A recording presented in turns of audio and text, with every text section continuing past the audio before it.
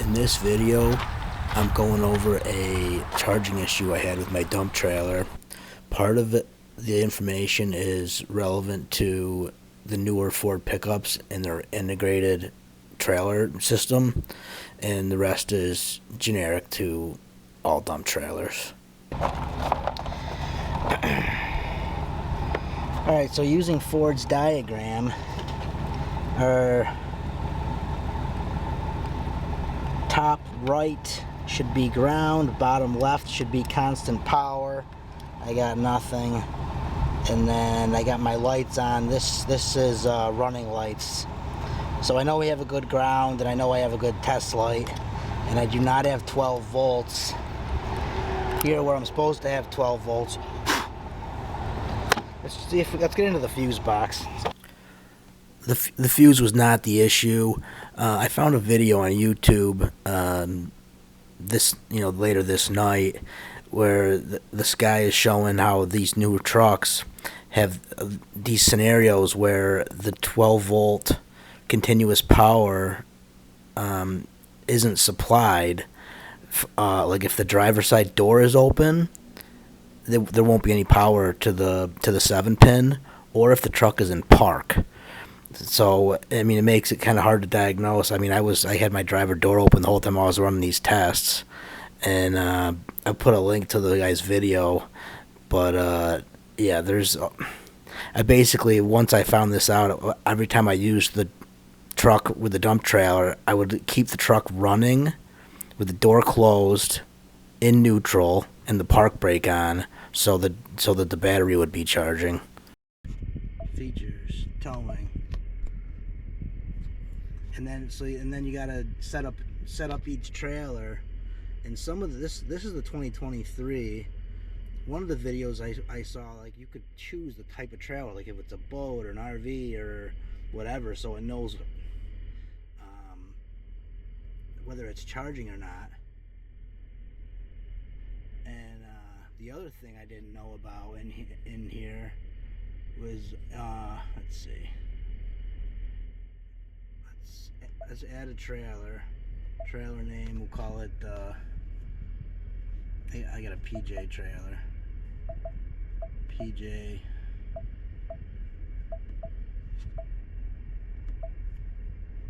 20 foot.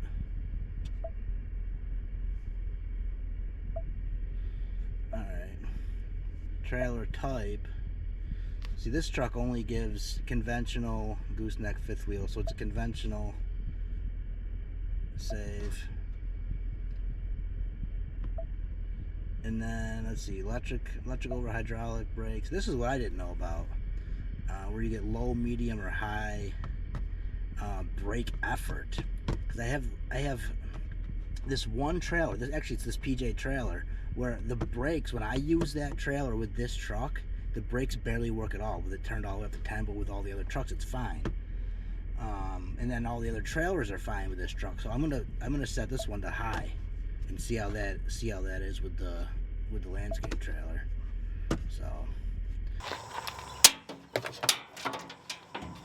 So just for comparison, let's get a reading on each battery. Oops.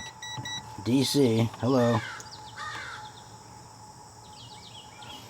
12.54.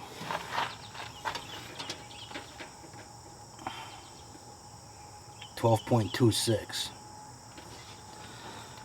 So it'll be kind of interesting to see if they equalize, which is kind of what I'm thinking they'll do, and if they'll have a difference on the tester light, and then when we dump, to see if we have more dumping power.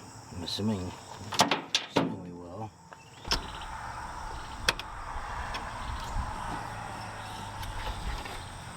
Well, 12.39. 12.39. So they did equalize. That's kind of what I figured.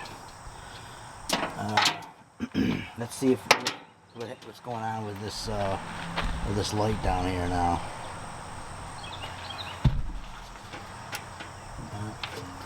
It's still saying low, and it's obviously above 12.2 volts.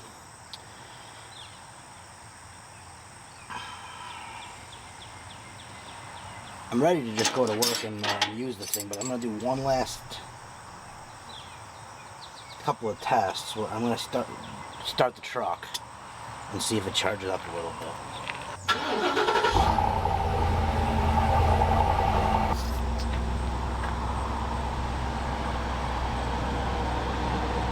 Still at 12 point. Oh, it went up 0.01. So that's interesting. It is charging. It just charges very slowly.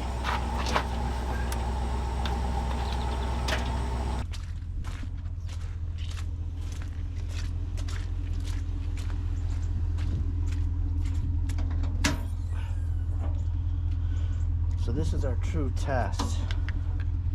If it doesn't work, I got another idea. Let's see. It still says low battery.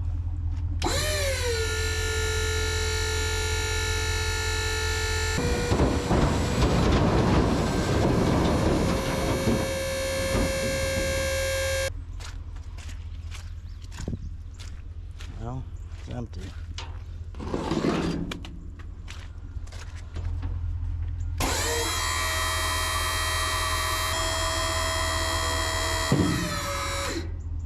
Well, there's definitely an improvement, because on the way down every other time it would start to run out of juice and get slow on the way down. So that's good. This is a bigger load. It's about, I forgot to turn the camera on when I went over the scale. It's about 6,000 pounds. It's twice the size of the last load.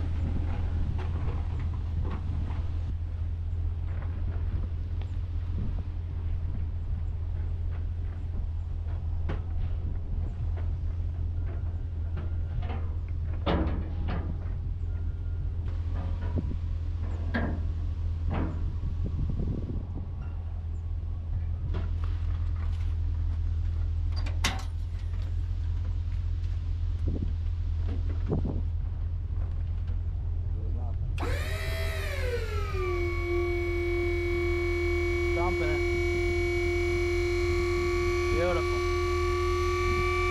Two batteries did the trick.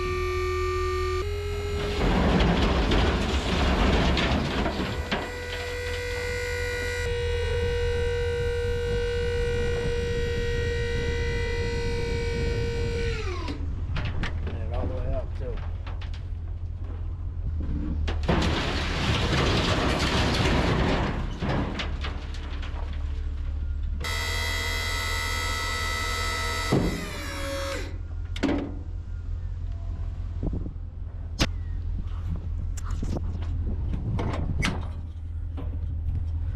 So I was expecting that to not dump, and I had an idea while I was driving over here that this truck's, actually all my trucks have a battery cable that goes from the battery through a solenoid to the back of the truck to run the salters. And what I could do if I continue having problems is, let's say I'm doing a lot of dumping and I drain both my batteries out, and the little teeny 12 gauge wire doesn't have time to, or it might be 10 gauge, it doesn't have time to recharge the batteries. I could just plug in my salter wire, have my salter wire wired directly to one of these batteries, and essentially dump with power from the alternator. So I think that if I continue having problems, that's what I'm gonna do. So let's see. It's been about 30 minutes since we dumped this for the second time. 12.36 volts on that battery. Let's see the other battery. Probably the same. 12.36. So I mean, we dumped it twice, and the truck was running for about 30 minutes between dumps, and the truck was running for about 30 minutes after the second one. So it is charging. It doesn't charge very fast, but it is charging. Having the second battery helps. Okay, so this is my idea for some additional power.